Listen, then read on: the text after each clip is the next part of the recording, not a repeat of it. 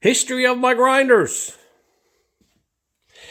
A lot of you watches me using these type of grinders all the time on my channel. Let me take you back. This one here, I'd say is 25, 30 years old for sure, okay? This one here wore out, so I bought a Mac one. And I had this one here, well over 10 years. You can buy rebuild kits for all these types of things. I just never does them, and for some reason I don't throw them out. That one there acted up, and then I picked up an Ingersoll Rand. I had a subscriber drop one off to me here. Thank you very much. But now I'm after using two of these now, and they are, you can actually hear the bearings in them. Okay, that one there's the same. See, the bearings goes in them. Now I could probably replace the bearing and all that type of stuff in them.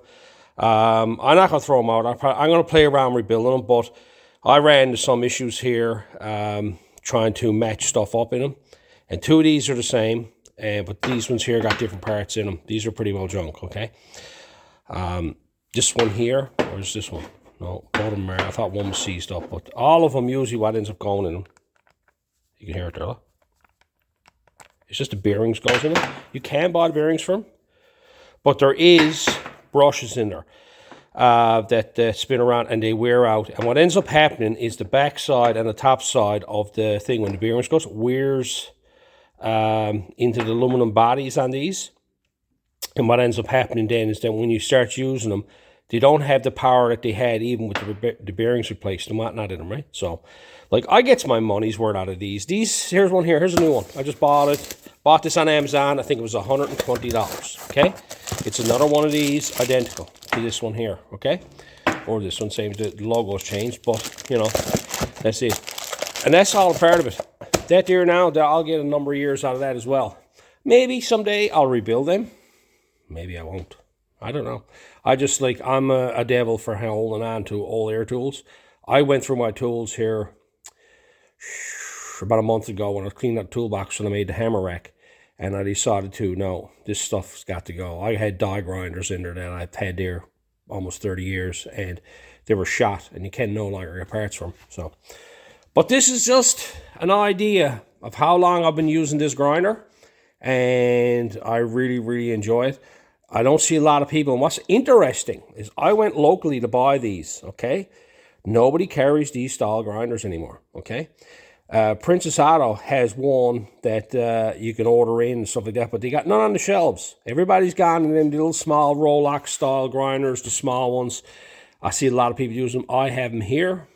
This one here, I see a lot of fellas using them. So, I just can't get used to it. I like it for using the die grinders and everything, but because I'm so used to this system, I just stay with it. And I say that to anybody else, if you find this better, don't go changing over this. I'm 30 years using these grinders, okay? And to me, it's just like it fits in my hand, and that's the feeling I likes. Listen to that. Yeah, they served me well, though. I made a lot of money with them. But that's it. I figured I'd take a quick little video here and show you the history of the grinders.